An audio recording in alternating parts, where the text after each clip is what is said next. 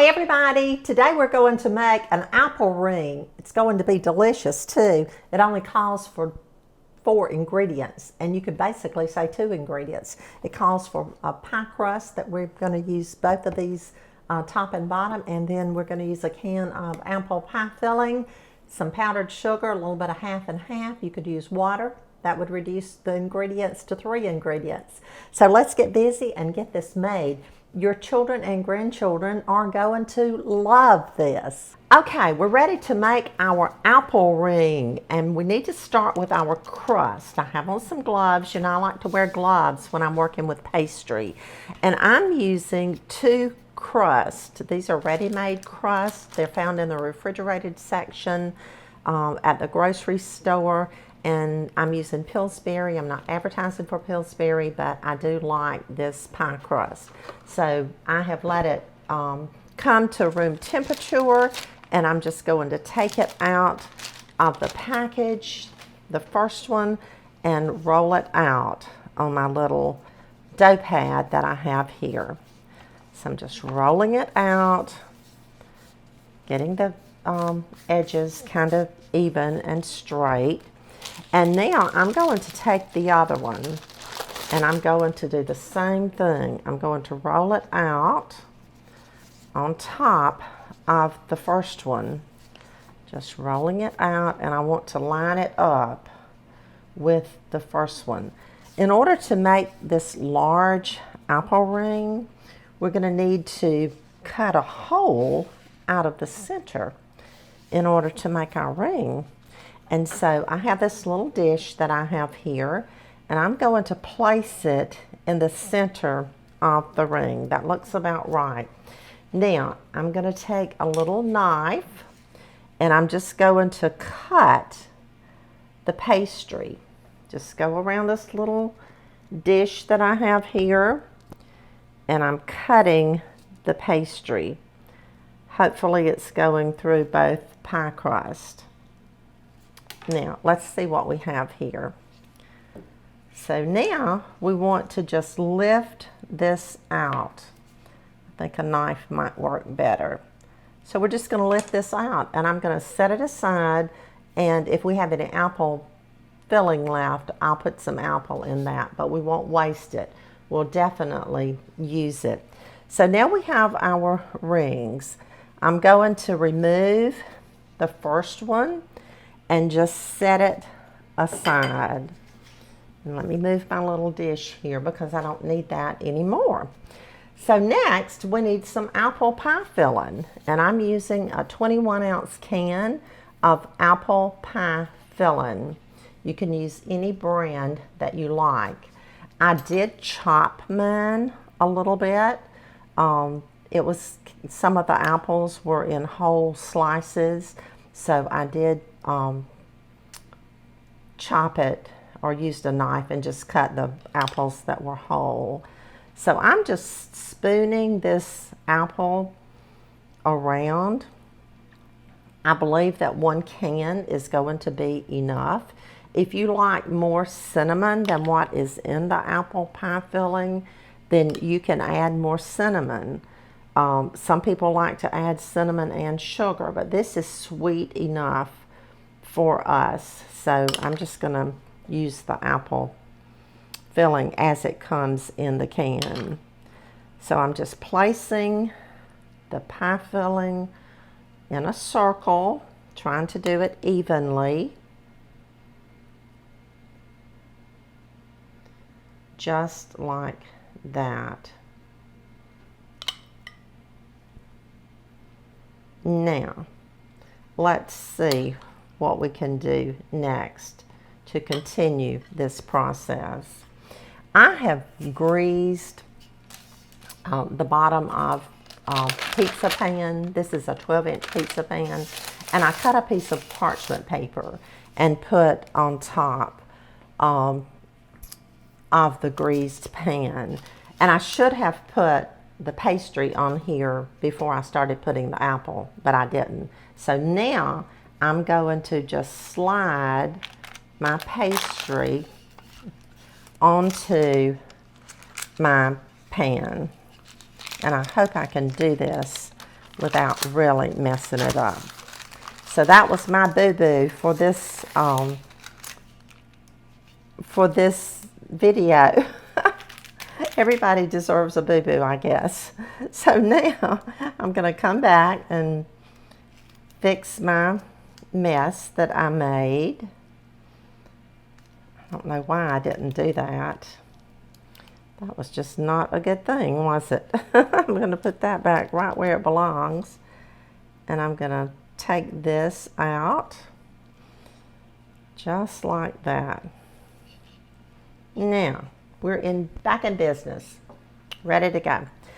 So now I'm going to take my other pastry and I'm just going to place it on top of the first pastry. Do you see where we're going with this? And now I need a fork to press the edges together. So I'm just going to go around and press the edges together. And I've got some flour here. Just sealing this just like this. And that's what you want to do to seal it. And you would do the same thing in the middle. You would just seal it with your little fork to keep the pie filling from running out. So I'm going to finish up closing this up, and when I get finished, I'll be back before we put it in the oven. Okay, friends, I have finished closing up, sealing our apple ring on the sides and in the middle, and now I have just beaten an egg white and made an egg wash, and I'm just going to lightly paint this on the apple ring, and it's going to make it brown. It'll cook off beautifully, it'll bake beautifully, and I've preheated my oven to 400 degrees. 400 degrees, that's what the direction says. So I'm just finishing this up. I'm going to place it in the oven. And you know, you've all heard the saying that a bad beginning makes for a good ending. And that's what we're going to trust is going to happen with this apple ring, that I forgot to put the pastry on the pan to begin with. And then I had to transfer it over. And it was an almost disaster. But guess what? It's looking beautiful now. So I hope that you have stayed with me and you're going to help me through this process of finishing our apple ring. Okay, y'all, it's the moment of truth. How did we do? Look at that. It's been in the oven on 400 degrees for 20 minutes. And now it's ready to come out. We're going to let it rest and cool, and then we'll put a glaze on it. Okay, here we go. Our apple ring, our apple Danish ring, is all finished. I mixed about 1.5 cups of powdered sugar, about 2 tablespoons of half and half, and just smidgen of vanilla to make the glaze. And then I put it in a bag and just drizzled it over the apple ring. If you're going to serve this to your family, I would serve it just like this. I would just cut it, and they're going to be in the kitchen eating, and I would just serve it like that. If you're going to take it to a party or to a gathering, or you have special friends coming in for a little get-together, then you might want to transfer it over to another dish. So there we have it, our apple ring. I decided to transfer mine onto a plate, a serving platter here, a little round one that I have, and I wanted to show this to you and show you exactly how I'm doing this. The apple ring is tender, it's moist, so the whole thing doesn't pick up without kind of tearing up. So I cut mine in quarters, and I'm just taking a spatula and transferring it in quarters onto this little dish that I have here. So I wanted to show you that. I don't want to ever leave you without any pertinent information that you need to make your dishes beautiful and delicious. So there we have it. Now, when you go to serve it, you can just cut it in little wedges. And goodness, this will make 3, 6, 9, 12. It'll serve 12 people. So there you have it. I'm kind of proud of it if I did make a boo-boo at the beginning. Okay, we have finished our apple ring, and it's going to be one that your children and grandchildren, your friends, your family are going to love. So look at this. I've cut me a slice, and I'm going to show you what it looks like. Look at the apple in here. Can you see it?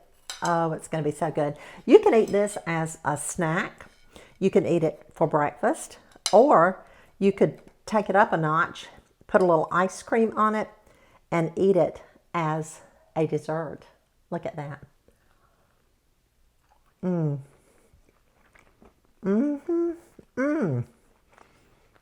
Y'all, this is the next thing to apple pie. If I did make it myself, I'm telling you, this is so, so good. Let me show you this. The apple is what I love, but the crust is delicious too. The pastry, look at that.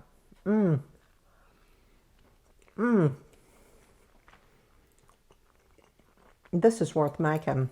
Only 4 ingredients. Your pie crust, your pie filling, your powdered sugar, and a little half and half. And you've got a beautiful apple ring. Delicious too. I'll see you again really, really soon. Thanks for watching.